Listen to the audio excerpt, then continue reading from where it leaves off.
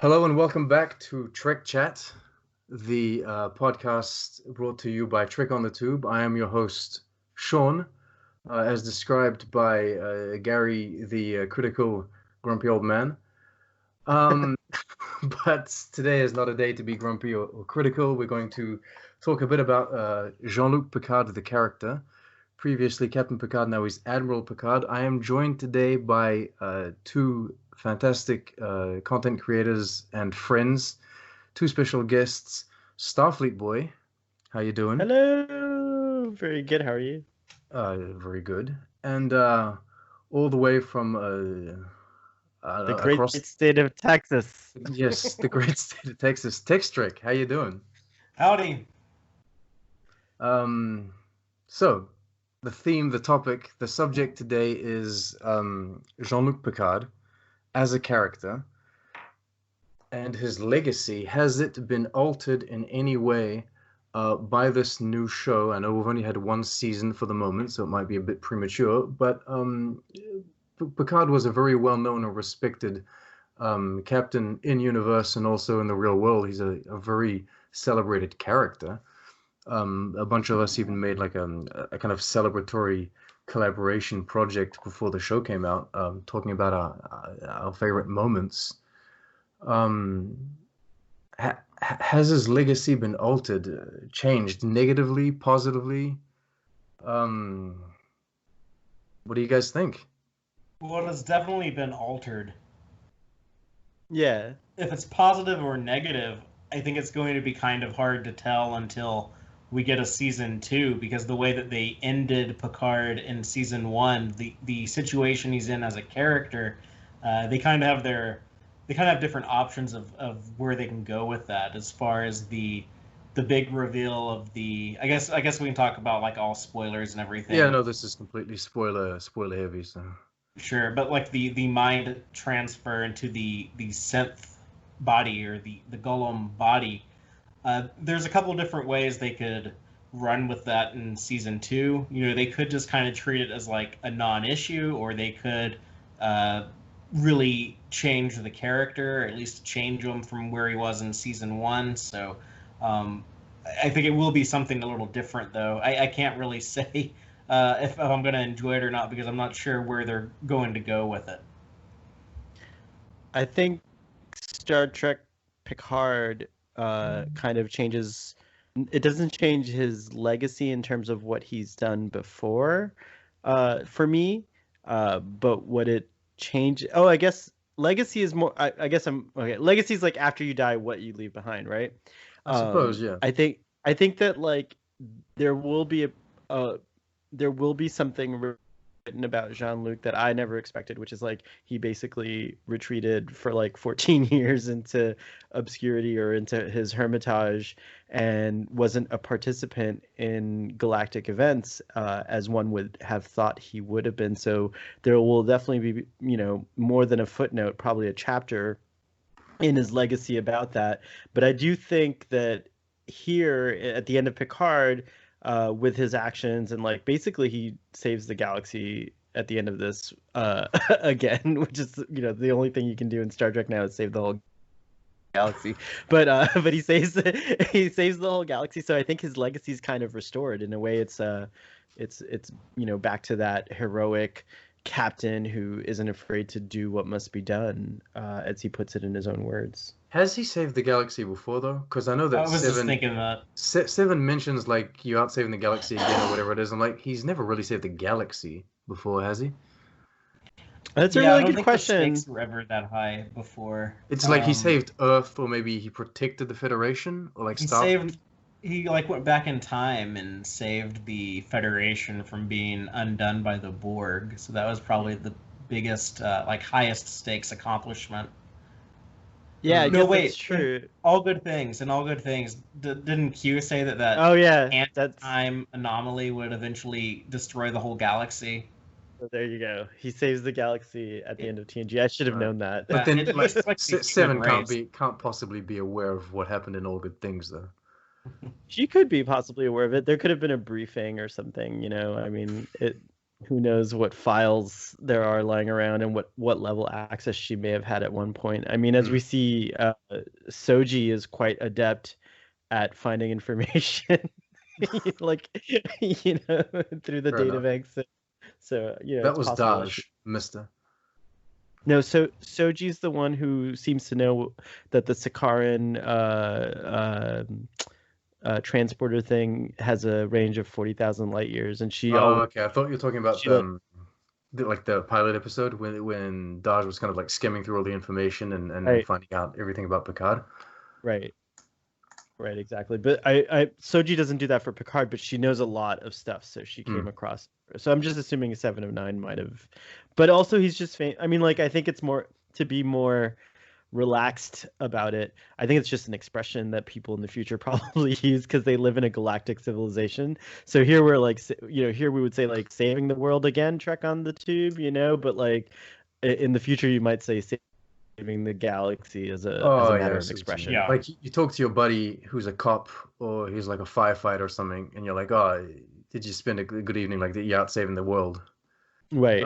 Your buddy's not actually saving the world, but he's participating because he's part of It- those. Yeah, I see what you mean. I okay. He felt very different in this show to what he was before, and it's because the character evolution and the growth, and 14 years have passed, more even. But he didn't feel as Picard as before, and I don't really know how to take that. Well, what I think is interesting is that if you lay out the character's timeline, like chronologically, even though it wasn't all written by the same group of people with kind of the same plan, with the same roadmap, a lot of it will still kind of line up. Like, if you take the way that he was in early Next Generation, where if you go and watch that first season, he's more of a hard ass on the bridge. He's kind of, barking orders, doesn't tolerate any BS. He's rigid. And yeah, and then like he softens over time and becomes a bit of a friendlier captain. That kind of culminates when he sits down to play the poker game in All Good Things. And then if you marry that with what we know about his youth, like his academy days, he was a bit more like Kirk. He was a bit more of a kind of a rascal, kind of play hard, get in bar fights, womanizer type. Then he had a maturation where he got stabbed in the heart, became more serious, became captain of the Stargazer, became captain of the flagship. Then he started to become like this friendlier captain. Then he finds out that his brother and nephew die, so then he kind of becomes this action hero in the Star Trek movies. But if you think about it, like, oh, he's probably just having kind of a midlife crisis. And is this the Nemesis buggy scene? Is that the midlife the crisis? Dune buggy Nemesis. But also, when he's swinging around like Tarzan in Engineering and First Contact, fighting the Borg Queen. There's also flying the shuttle inside the ship in Nemesis. That was a good scene. Was it? Wow. I don't hate Nemesis, by the way. I hate parts of it. But I think the movie is okay.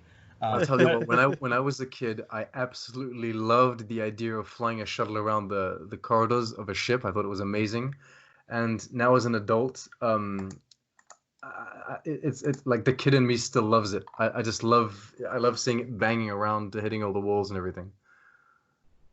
It's funny you say that because a lot of the stuff in the Kelvin timeline movies, they were all things that I thought of as a kid who watched Star Trek. Like, oh, I want a captain who listens to modern music like Beastie Boys, or I want the Enterprise to go underwater out in the ocean somewhere. That and like cool all this stuff. That was a really cool scene.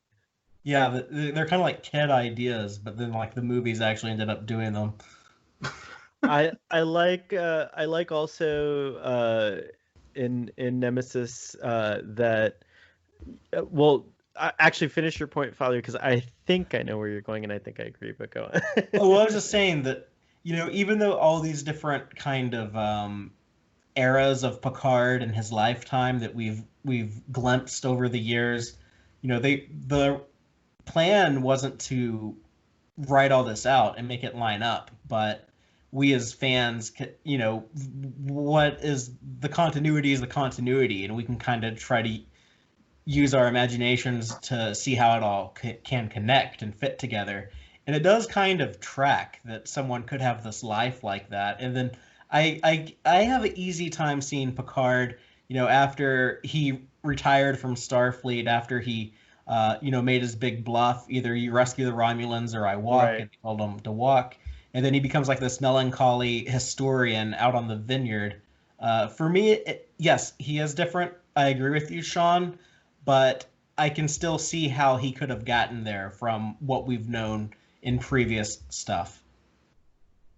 I thank you for mentioning, by the way, that I see the show as an epilogue to TNG, because in particular, what is interesting about Star Trek Picard's first season to me is that it really resolves this big question that I always had. Even though the anti-time alternate reality was done with, there are still things that we were expecting to happen. Like we were definitely expecting to see Jean-Luc's aromatic syndrome rear its ugly head, unless Beverly cured it, which I don't know what she was doing all those years, just hanging out, with that knowledge.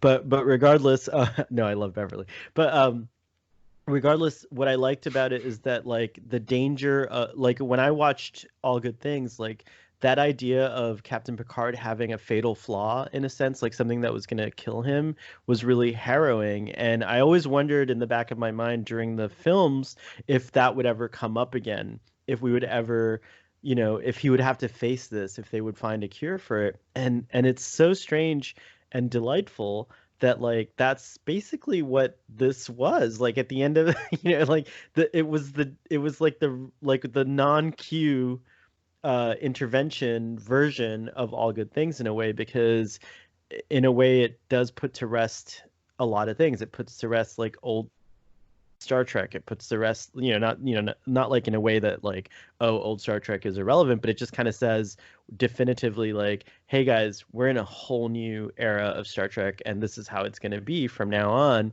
But also Jean-Luc, his own transformation from being ill and frail to then getting essentially a new body that has none of those flaws, so he can be his old self again, or his best self again, which is really cool. So I liked all that, and I felt like what you were saying, like it tracks, it connects, it all like really like smoothly goes into, like after you finish Next Generation and the films, it kind of like is a logical progression after that. Well, you guys talk about how like his life tracks.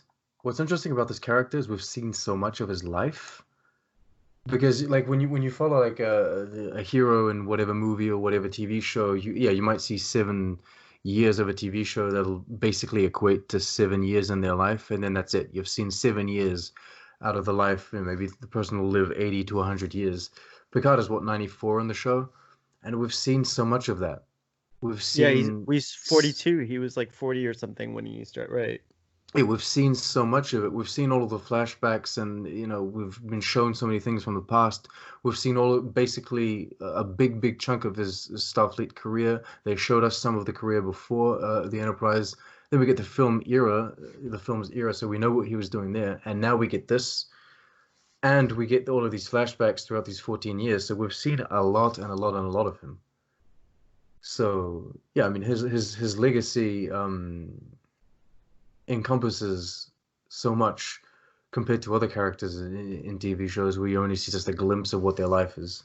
Yeah, like we don't know anything about Captain Kirk from the end of Star Trek 6 to on screen anyways.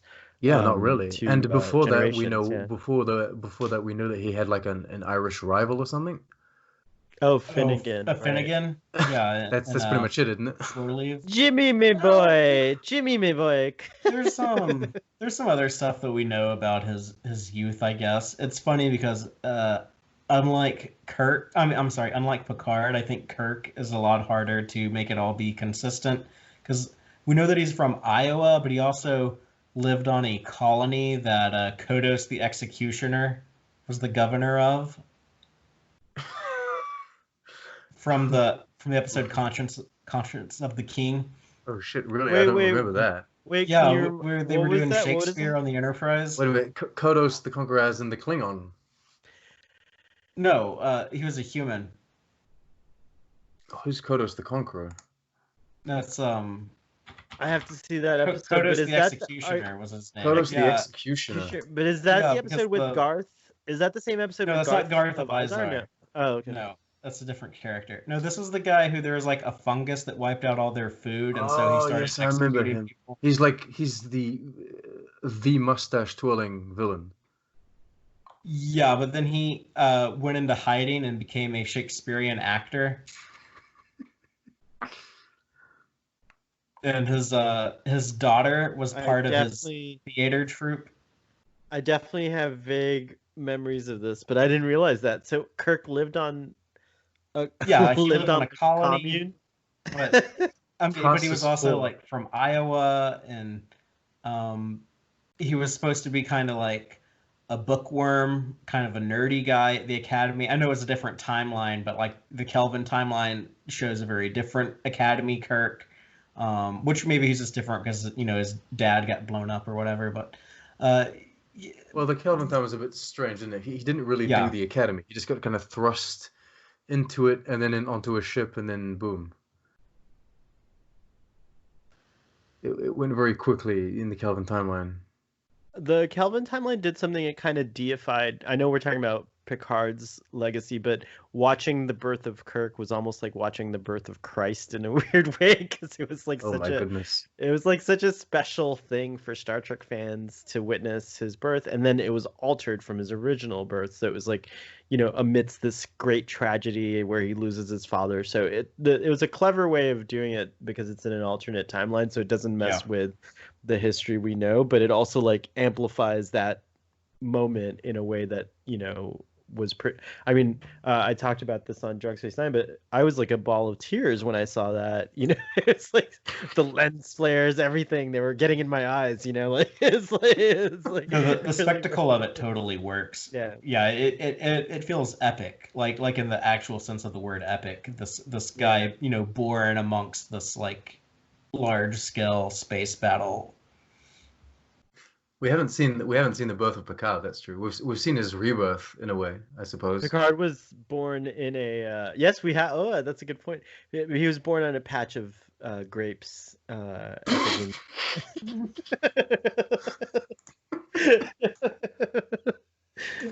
you think he grew up on the vineyard? Oh, Yeah, I think he that grew up it's implied there, that it's implied, or in family that it's said that he did, and that's why he likes. I think Renee is a lot like we get to see what Picard may have been like through Renee a little bit. How Robert's always like, he's just like you, he's dreaming of the stars, or whatever. He says it's like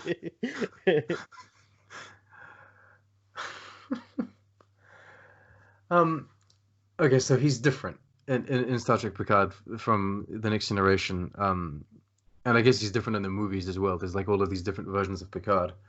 He's more of an asshole, like a grumpy old fart kind of in Star Trek Picard. I think you say different, and I get what you mean. But it's like how all of us are different throughout different stages of our lives. I think there's very few humans that just stay the same. Well, does that have any kind of impact on his career, legacy-wise, or is like everything that he's accomplished as the captain, as the captain of the Enterprise, everything that he accomplished in his career before he gets to this kind of situation where he's really at odds with the Federation or at odds with Starfleet? Do you think that like impacts his legacy or who he is, or? I think it's what Fatheree said. We'll really find out hopefully in season 2 or season 3, because in a weird way, like this season kind of does what one episode of TNG would have done. It wraps it all up really quickly in a nice little bow at the end. Like it's almost like I almost would have wanted the ending to be like a 4-parter or something like that. I know that might frustrate a few people who didn't like the whole like like the pacing and everything like that. But I feel like it was definitely like wrapped up in an like Clancy all of a sudden, yeah, the Federation all of a sudden, but it kind of happens like that in TNG all the time. Is like you're at odds, and then all of a sudden at the end, you were right all along, and the Federation suddenly is on your side again, and that's what it kind of feels like. So I really wish there was at least one more episode or a few like a longer episodes to kind of flesh that out more. Yeah, they were packing in a lot there at the end. Yeah, absolutely. As a person that like traditionally, I always advocate for less episodes. I'm very much a fan of shorter seasons, like concise kind of storytelling. Like I don't have time to watch 26 episodes per season anymore, so I'm good with 10 or whatever. I would have appreciated more Picard because I think they had the room to like spend more time kind of, I don't know, diving into more of Rios, more of Rafi, more of Elnor. And then that Well, last act, I like, think it could have deserved a little more. Yeah. Could they at least have given Elnor an encounter with Spot number 2? I mean, like they make a big deal. It was cut. Oh, really? Oh, okay. Okay. Yeah, I forgot. I Oh think my god, I hate that they cut these episodes. Just leave it. If it's an hour, keep it an hour. Bloody There hell. was a lot of stuff in that last episode that was cut, but the actor who plays Elnor, Ivan Evagora, said that there was a meeting between Spot 2 and Elnor that was cut. There's also something with Narek, where it showed what happened to Narek that they cut. There's something with the ex-Borgs that they cut. It just doesn't make sense that they would cut anything for streaming, but I guess It's for Canada. it does. It's because bloody Canada has it on space TV. I bet you it's that. Fuck you. It's the Fuck only you. country in the Fuck you, damn world that has it on TV, and it needs it bloody 43-minute format. Okay, so no more Star Trek for Canadians. Yeah, I know. I just can't. It's fine. I'll cross the border. I'll go to New York and watch it. I'm fine. Oh my gosh, I can't believe that's I'll the create only a CBS All Access account that I'll like every Sunday I'll drive over to New York and then just access my account. It's okay. Hey, if anyone in the industry at CBS is listening to this, like, this is your chance to make a little more money. Release a director's cut of the whole season. Like, I mean, why not, right? Like, can you make a difference? But I think also they want to cut stuff for, pacing purposes. Probably more than. But I feel like there's stuff that's lost. I mean, I love Picard. You probably heard, Sean or I don't know if Sean complains, but people complaining about how like I gave every episode a 10. But I think I mock you. I don't complain. I mock you. I find it fun. Fun. But my biggest complaint has been that it does feel like there was more. Like it feels like you could tell, like there was this, like you could tell there was more, and then it was cut out. And I think that's silly. Like it should definitely be it. But you know what? I would totally buy the Blu-ray if those scenes were included. I wish that there was an option instead of having deleted scenes separately that you could just put on deleted scene mode and they're inserted into the show. A lot of stuff is deleted for a reason. I mean, sometimes they do come out with, like an extended cut or a director's cut or whatever. A lot of times I don't think those are as good. I think a lot of times they're actually worse because, there is a reason why they took that stuff out. Not in the case of Star Trek 2. Remember when the extended Star Trek 2, the extended cut came out, Fatheree, on VHS? I was like so excited. It was like, it would say on the cover like 10 more minutes of footage. That's a bit of an exception, isn't it? Because now I think like the Wrath of Khan director's cut is the official version of the movie now. Yeah, it's true. I think a good example of what I'm talking about would be Star Trek the Motion Picture, which did have a director's cut on DVD in 2001, I believe. That was actually shorter than the theatrical cut of the movie. Oh, God. So there was stuff in there that needed to be trimmed down, and it does work better as a movie, in my opinion, the director's cut of that one. Mm. But then you get like the Undiscovered Country has the director's cut, which completely changes the movie. Oh yeah, with Colonel West. Yeah, it's like in one instance it's a Klingon plot, and then another it's not. Yeah, it's weird because the VHS of that had the Klingon plot stuff, and then the Blu-ray didn't. Which is it's a big change. Like within the political structure of the universe and what have you, like it's really important if it's a Klingon job or if it's a human doing it or whatever. Yeah, well, they were kind of in the same conspiracy together, so. Yeah. Yeah. It's funny that that's Rene Auberjonois. Yeah, well, I always say Star Trek 6 is the spiritual predecessor of Deep Space Nine because it is a little darker. It is more political. It has a lot of actors that show up on DS9. Like we have Cisco's dad and Odo are both in it. Oh, I totally forgot that Admiral Cartwright is Cisco's dad. Is Michael Dorn in 6 or 5? He's in 6. Yeah, so you have Worf in there. Wow. You have Colonel Worf and you have Admiral Cartwright. What's the name of the actor who plays Cisco's dad? I can't remember his name. I was hoping that you wouldn't ask me because I'm embarrassed. I can't think of it right now off the top of my head. I know that as soon as we stopped recording, I would remember, though. I'm going to have to look it up, but y'all keep talking. Oh, okay. Well, I was going to look it up while you kept talking. Oh, I'm done. Okay, so do you guys think, here we go, do you guys think that Gollum Picard will be very different from, human Picard? Like, so synth pick, will he be different from biopic?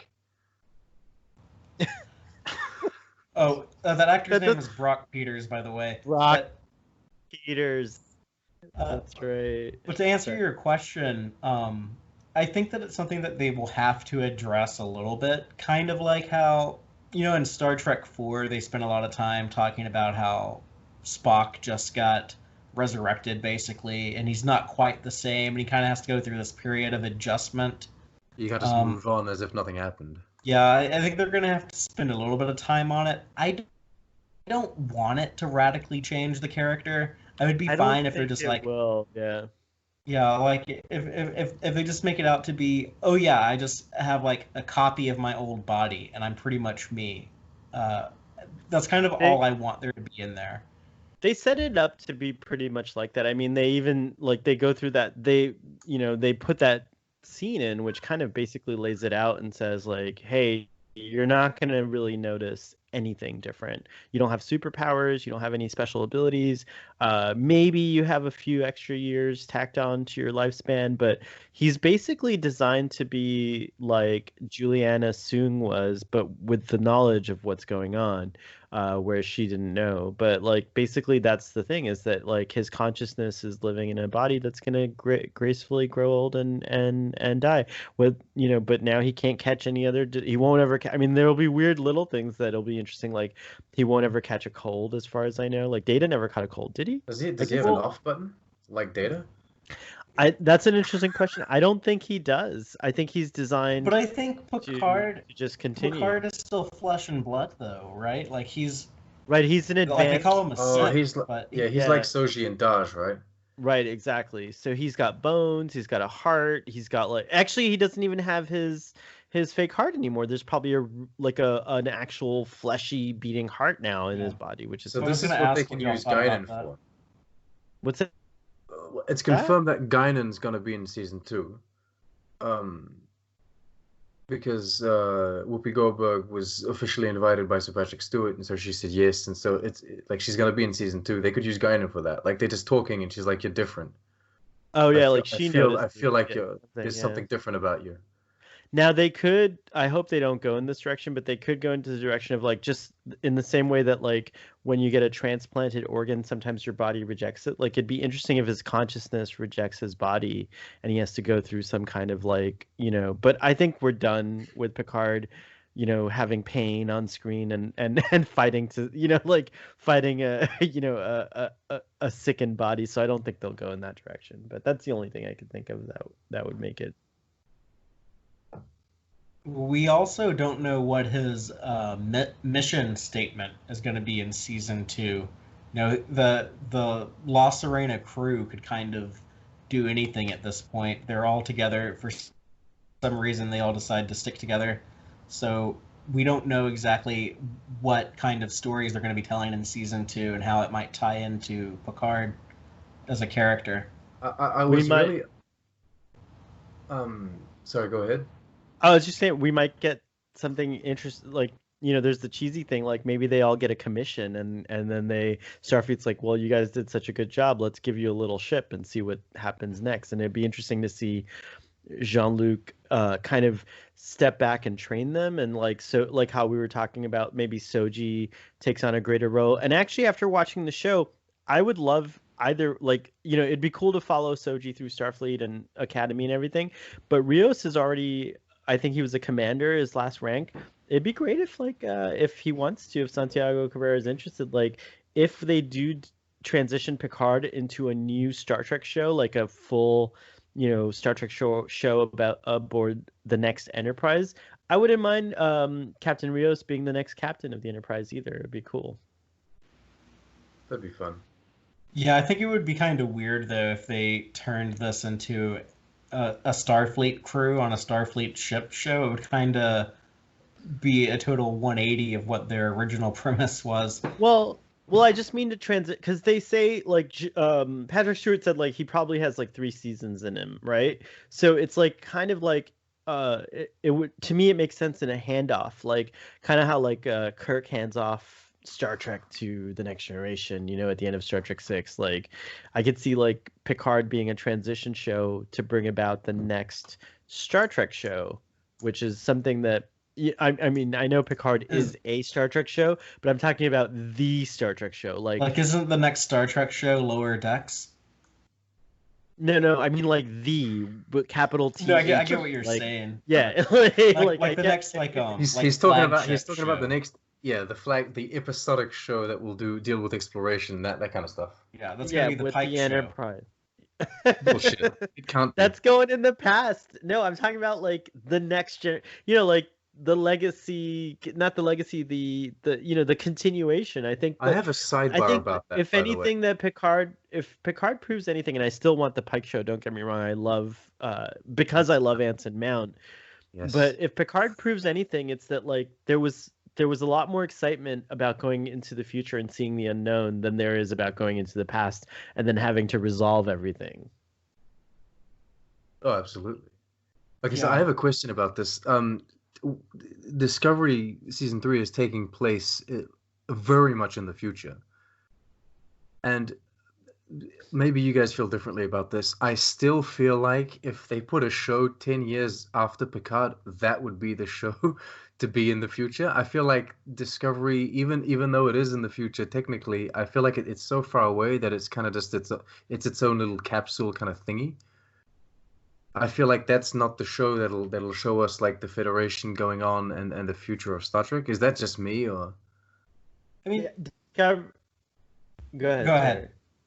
Well, it's just because Discovery's so far in the future that they're in a play box, like a playground, like it's like 1,000 years into the future. Although, I mean, it'd be interesting to like tie it in, but I think it's just, from what I'm seeing about season 3, it'll be about rebuilding a lost Federation, and it's so far in the future that it doesn't really matter what they do. It doesn't affect what's going on now, so to speak. Yeah, and that actually has me a little concerned because I kind of don't want to see a Star Trek that far in the future because I don't have any investment in that time period. So I'm going to have to wait till I see it before I can figure out how to enjoy it, I guess. That's kind of weird to me, what they're doing on Discovery. But I hope it's good, and, I'm going to give it a shot. The thing with a show set after Picard that kind of becomes like the more central Star Trek show. I get what y'all are saying, and I understand like there's an appetite for that. Me personally, like, I don't need Star Trek to be a show about a Starfleet crew on a ship that's probably called the Enterprise, and they're out exploring the galaxy. I kind of like when Star Trek would venture off and do other stuff, like with DS9, like with Voyager, like with Discovery. Even though I didn't like some of the things with Discovery, overall I did enjoy both seasons of it. Um, I don't know if they're going if that's one of their plans is to return to a show like that with all these projects that they're working on now. The closest thing to that would be that Pike show, but like y'all are saying, that would be set in the 23rd century, and y'all want to go further in the future. So I don't know. I don't know if that's something that they're planning on doing. Do you think they're gonna kill Picard though? Like I don't whatever they know. do I moving think they forward, did it. You think they did it? You think that was the death of Picard? I think that in a weird way it satisfies that either fear or that desire, because a lot of people like to see that kind of closure, and in a weird way that he died. I mean, he fully died. Like, I he still just, can't like, wrap my head it's around like, that, because when I saw the episode, I've seen it twice. The first time I didn't even understand that he actually died. To me, he was just like in a coma or something.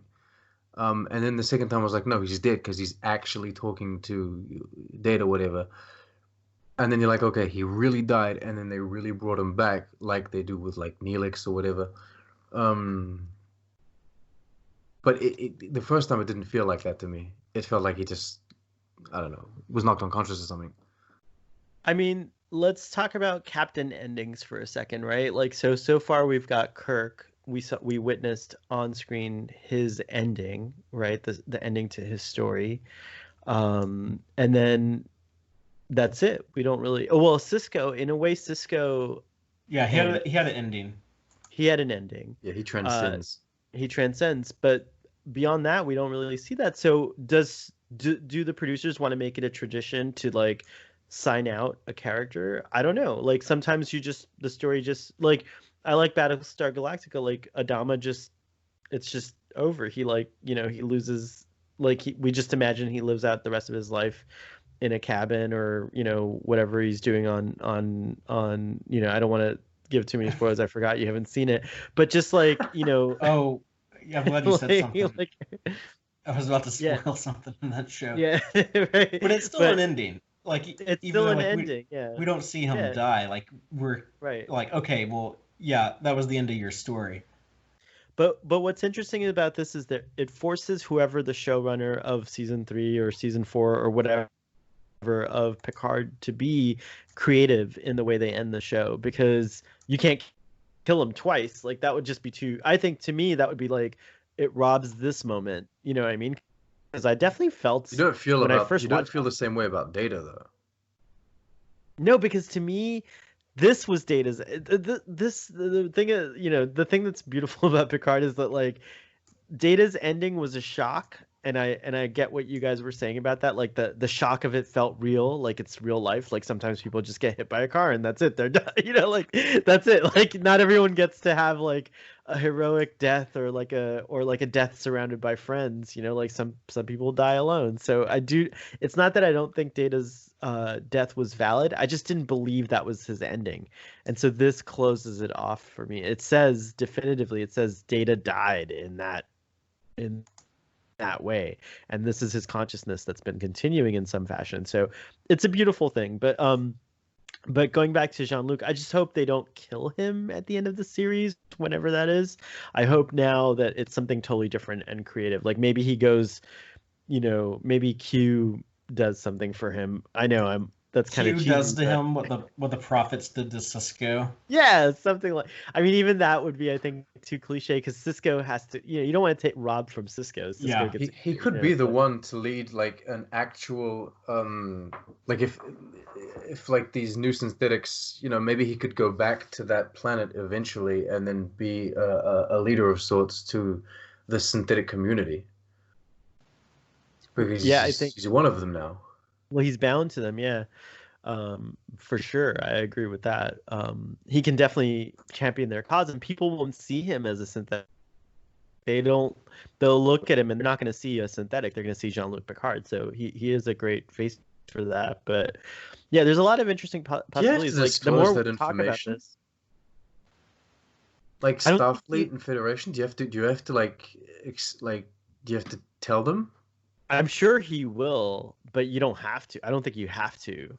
But then if he does, are they going to be like, oh, so this Soong guy has a cure for death? Like, we need to get on that. I saw your tweet about that, and I just don't. The only difference is I think humans today, and I'm one of them. I'm guilty of this. Like, I would be all over that shit. I'd be like, yeah, get me. Well, we're looking for a cure for death constantly, aren't we? Yeah, we are. But like, I do think humans of the future, we have to like kind of take this into account that even though there's all these like weird kind of situations going on with the fear-based society and like reflections of our time, it's still different to them than it is to us. And I think like many in the future would still choose to have a lifespan. I don't think everyone would just want to live forever. I mean, like time and time they live again, in a utopia where like whatever you want to eat, whatever you want to do on the holodeck, like it's all available to you. Like why would you not want to live forever like that? Not anymore. Rafi's not allowed to eat what she wants to live where she wants. The people working on Utopia Planitia have to eat brown gruel. I think you're like there's a sort of classism now where these people working in shipyards aren't allowed to replicate the food that they want because for some reason they have garbage replicators. I don't like that. I don't like that either. That's a great. I never thought about that, Sean. Great point. More food for the Star Trek Picard season analysis, but I think that's wrong. With Rafi, I was able to understand it because I felt it was her. She kind of like her depression led her to live that way. Like she was like feeding her own, self-loathing in a way by subjecting herself to those things and experiences. But I think all she had to do was call a friend and be like, yo, like I messed up. And then they would be like, oh, just here, well, let's fix it. And it would be like, overnight she'd be in a better situation. Not camped out at Vasquez Rocks. Although that's not a bad, let me tell you, I think her camper today would cost easily, would be worth $200,000 to $300,000. I mean, like it had a lot of it might have she might be a slob and it might have been gross on the inside, but like the camper itself, the camper itself was pretty pimpin', if you ask me. Well, just to tie back to what I was talking about like the cure for death. I know it's not the first time Star Trek has done that. We've revived people with 7 of 9's nanoprobes and with the super blood and the Kelvin timeline. Tom's blood. Yeah, they can de-age people with transporters. However, the idea that people wouldn't want to save other people from dying, they clearly still grieve death. Like people cry when characters die in Star Trek. Like if they had this new medical technology that could prevent some of those deaths, they would certainly embrace that. It just feels a little sloppy to me that they didn't address that in the show. That this is a one-time only type thing. It's not going to happen again. They didn't spend time on that. I feel like they addressed it, but also I just want to go back to my comment about what I think people are appalled at is not that. I think what it is that no one wants to die an untimely death, right? So I mean, look at Vulcans, for example, right? They have really long lifespans. They live to close to 300 years, and there's other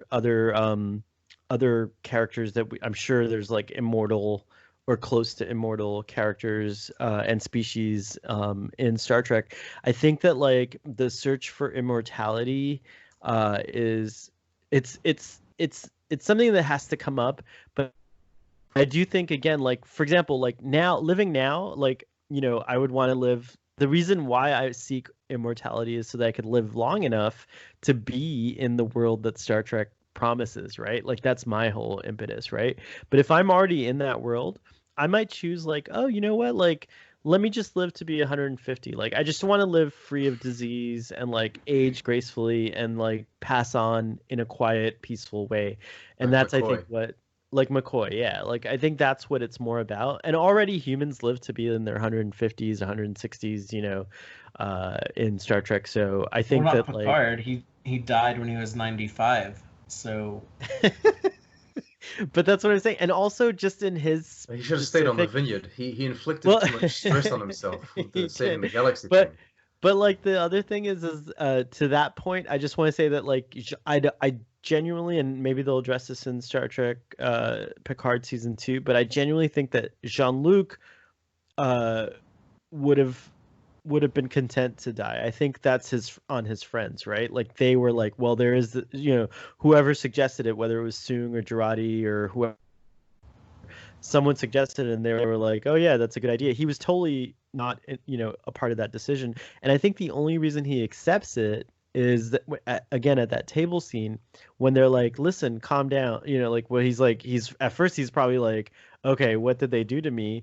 And when they explain it, he's like, okay, well, I can deal with that, I can accept that. And that's the vibe that I got from that but he scene. also says, I wouldn't have minded an extra 10 or 20 years. But that's not that big a deal. Come on, that's not immortality. I think right? is that a joke, or is that one of those it's one of those jokes where you say it but you mean it? I mean, I think that's how I took it, but yeah, I think he wouldn't have minded it. But I Yeah, mean, he like, wouldn't have he's not gonna. Yeah. But who wouldn't mind an extra 10 or 20 years? Like, that's not a big deal. Like, But I think he had it's- made peace. He had made peace with the idea of dying, and then Yeah. when he found out he didn't have to die, that he got like this new robot body, he was like, "Oh, okay, cool. I can work with this." Bonus time. Yeah. bonus time. Yeah. But now he's gonna make every minute count, right? Like he he says it a couple times in the series where he's like, I kind of resigned, and now He was what did he say? He was waiting to die instead of living his Right. life or something. Yeah. Now, if they But- take that approach to season 2, if they figure out, kind of a mission statement for the people on board La Serena, and Picard is leading them because he does have this second shot, this second chance at life. He got the green mushroom in Mario, and now he has like an extra life, and he doesn't want to waste it. It opens I with him would be- and a bucket list. Yeah. He's like, I need to do windsurfing. I need to do. Well, I would be more interested in exploring that side of the character than exploring like how completely human or not completely human is this new body and stuff like that. I would kind of just want to brush over that and do the more character, kind of like the internal emotions and stuff of Picard type of stuff in season 2. And you wouldn't want to go back to like the diplomatic Picard or the kind of Shakespearean Picard that we got in. I didn't hear anything Exploration? you said. Oh, sorry. Hello. You still there? I can Sean. hear him, but Sean, I can hear you. Okay. Is it Sahel that's got a problem then? Are you still there? Technical difficulties on Trick Chat. All right, I'll send him a message. I guess he got kicked out or something. Yeah, but he's still here, isn't he? Yeah, he's still here. Anyway, you wouldn't want to go back to the Picard that we had. I can in hear Next you now. Generation. Oh, okay. Okay. You're back. What happened? I don't know. It just Muted cut me. out. I don't know. I didn't do it on purpose. I promise. Yeah. Everyone's on the internet. That's the problem. Oh, that's it. it's the whole thing. No, I was just we'll finish on this, but I was just gonna ask if like you guys don't want to see him go back to the Picard that we had in the Next Generation, because I would like to see kind of that character again, but maybe not you. Maybe you'd rather explore the kind of the final days of him and him doing just these other things, or maybe the archaeology side to the character.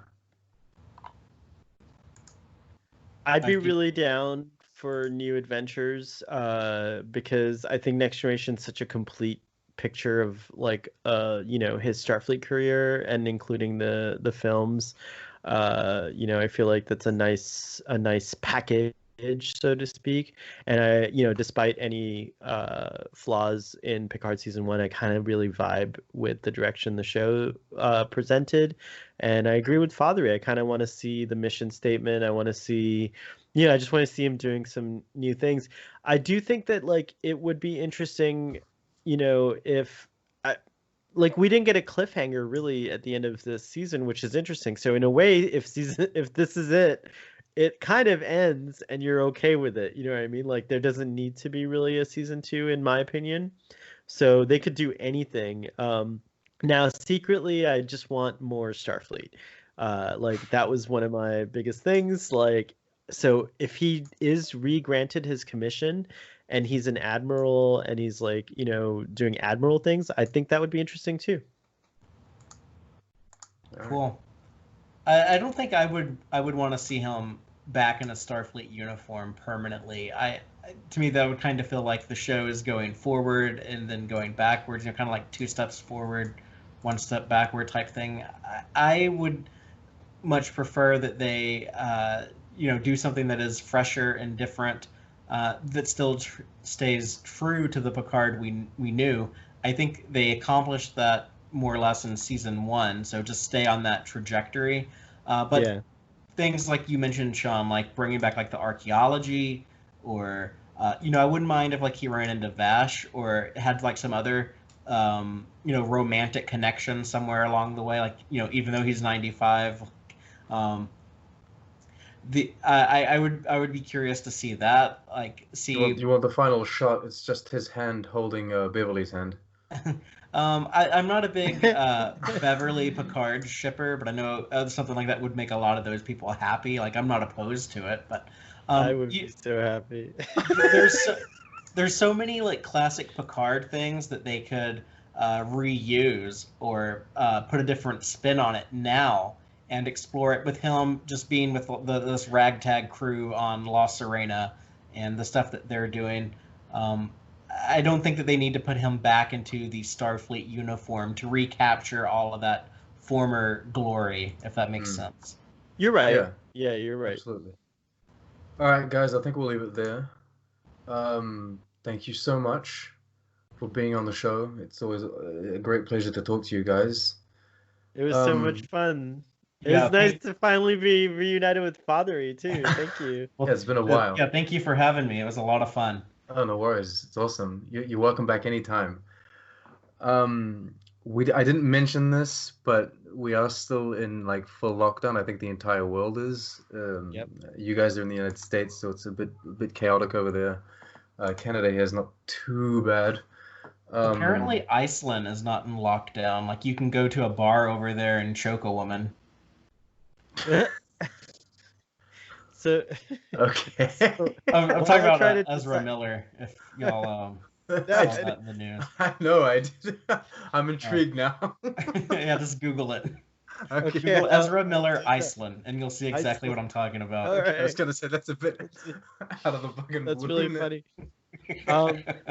There's a lot of signs of hope here. It seems like a lot of the cities that are suffering are starting to flatten that curve, so our efforts are showing some fruit, but there's so much uncertainty. I mean, like the latest thing that I've been told is that we may be in some kind of work from home or stay inside situation all the way through the end of summer. So I don't know. It's unclear. We're getting like a throughout June kind of situation. Anyway, I hope everyone is staying safe. You all know that you have to wash your hands because everyone keeps repeating that all the time. Keep your distance from other people and try not leave your house. Even if you're young, because apparently a lot of kind of younger people just go outside and think it's fine. The whole idea is that if we as a whole, this is what's cool about Star Trek, is that if the planet as a whole could have coordinated a 14-day stay-at-home situation, the flu would have burnt out. This thing, the coronavirus, would have burnt out basically, and ran its course, and no new cases would have been made, and then everyone could have just 14 to maybe 20 days to be more conservative, and that's nothing if you think about it. Most people can do that. It's hard, but most people can do that. So if we had all done that, like, there would be no more coronavirus, new coronavirus cases. But unfortunately, like, we have to keep be respective of autonomy and freedom, and so Mhm. you have to ask these things, and like you can't just lock everyone down. But that's basically what this whole effort is trying to do, is to try to like, Maybe if we get another pandemic, hopefully not, but maybe there'll be a more kind of aggressive response to it. yeah, exactly, like hopefully, but and then we'll be ready for it, right? Because like people will be like, oh, I knew what to do, I figured it. That's basically what it is we're all figuring it out for the modern era. You know, and I've seen so many extraordinary stories, but I've also seen some really horrifying stories.